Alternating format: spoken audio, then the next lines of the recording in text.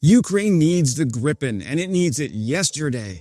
So picture this. It's 2025, Russian drones are swarming, Ukrainian pilots are working overtime in their aging MiGs and Su-27s, and suddenly a mirage appears over the battlefield. But it's not the French one, it's the Swedish JAS 39 Gripen, streaking in low, channeling a little bit of that maverick energy, and about to make Putin's Air Force wish they'd stuck to crop dusters. Hey friends, Wes here, and if you've ever wanted to see Top Gun Kyiv drift, buckle up because we're going full afterburner into why Ukraine needs the Gripen ASAP. But first, the news. Swedish Defense Minister Pål Johnson said Gripens for Ukraine were on the table, definitely when the war ends. Not good enough, pal. Ukraine needs the Gripen now. Why Gripen? Because Need for Speed isn't just a movie. First, let's get this out of the way. The Gripen is the air superiority answer to every Russian trick, wrapped up in a package that can turn a potato field into a forward operating base. You think Tom Cruise was cool buzzing the tower in an F-14? Try doing it with a fighter designed to survive in contested airspace, eat Russian Sams for breakfast, and still make it home in time for some Swedish meatballs. Gripens don't need pristine runways. Gripens don't give a highways, frozen lakes, the occasional Ukrainian country road. If it's mostly flat, Gripen will take off and land on it. That's the bad news for Russian targeting officers and great news for Ukraine's guess where we're flying from today strategy. But what makes the Gripen a changer of the game for Ukraine? Well, let's do a quick rundown of the perks. Maintenance. The Gripen was designed with the idea that Sweden might be fighting a war with half its infrastructure flattened. That means you don't need a climate-controlled hangar, a PhD in aerospace engineering, and 3 Lockheed reps on speed dial just to swap out a part.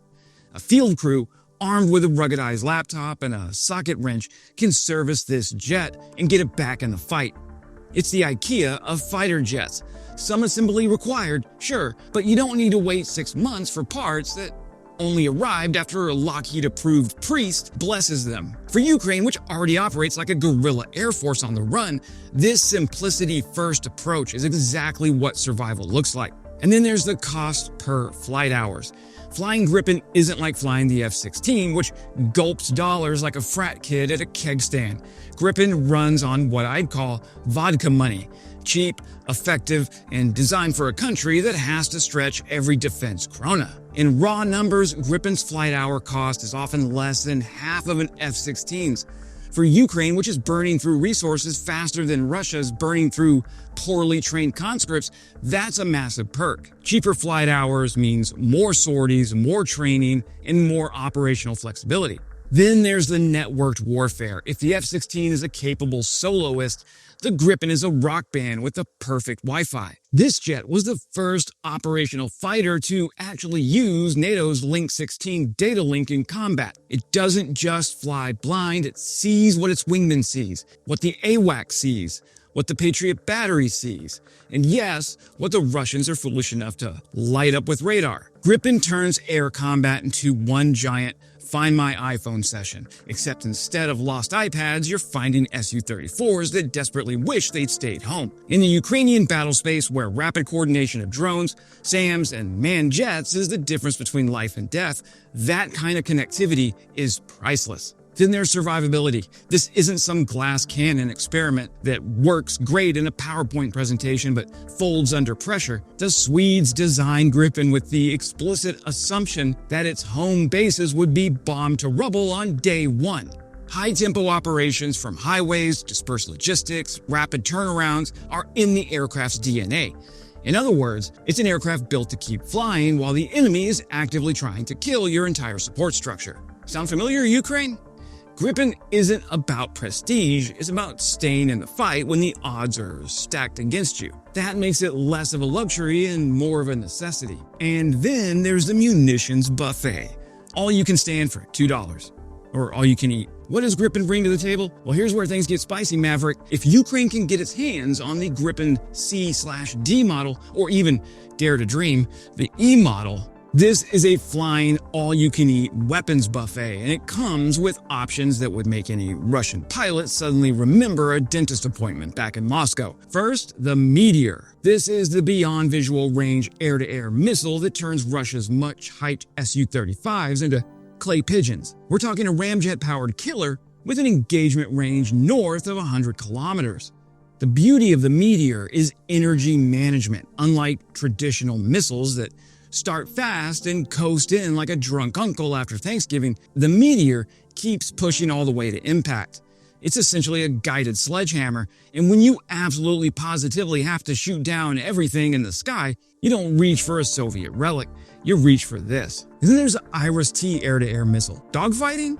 Well, Gripen brings the Iris-T, a heat seeker that makes Soviet-era heaters look like bottle rockets duct taped to a lawn chair. This missile was designed to outturn anything the Russians can throw into a knife fight. If a MiG or Su tries to get close and personal, the Iris-T is basically the eject button for that airframe. For Ukraine's pilots, many of whom are still flying hand-me-down Soviet jets, suddenly they're not bringing knives to a gunfight, they're bringing lightsabers. Now, let's talk about the Black Sea Fleet. Everyone remembers how Neptune missiles turned the Moskva cruiser into an artificial reef, but the Gripen can sling the RBS-15, a Swedish long-range anti-ship missile with a kind of punch that lets you sink a warship without ever leaving the comfort of the Ukrainian cornfield runway. Add Gripen-launched RBS-15s into the mix, and suddenly Sevastopol looks more like a retirement community for scrap metal. And then there's the smart bombs galore. Gripen doesn't stop at missiles. It's got the GBU-49, the Paveway 4, and the JDAM kits ready to roll. These are precision-guided bombs that can take out ammo dumps, fuel depots, and command posts with one clean hit.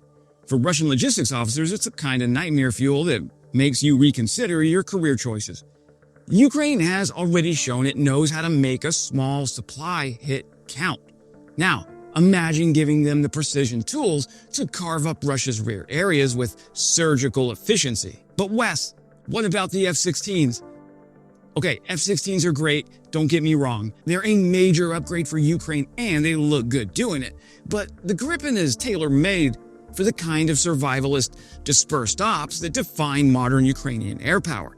It's what happens when you build a fighter jet for a country that expects its highways to double as runways and plans to operate under constant missile threat. Gripen's plug-and-play philosophy means Ukraine could run mixed squadrons, use NATO and non-NATO weapons, and flip between operating partners faster than Russia can film another victory TikTok. So what's the holdup? Well, right now, politics and pilot training. Sweden is ready to talk, but NATO wants Ukraine to master their F-16s first. Fair enough.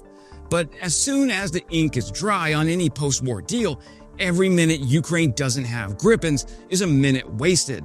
Gripen E, Gripen C/D, whatever Stockholm can spare. Let's see those Swedish meatballs in the Ukrainian air order of battle. Because in this fight, I feel the need for speed isn't just a catchphrase, it's survival. So, should Ukraine get the Gripen? Yes, yesterday. That's it for today. If you want to see more military analysis and the occasional Top Gun reference, make sure to subscribe, hit that bell, and let's keep rooting for Ukraine's air power revolution. And as always, glory to Ukraine, glory to the heroes. Crimea is Ukraine.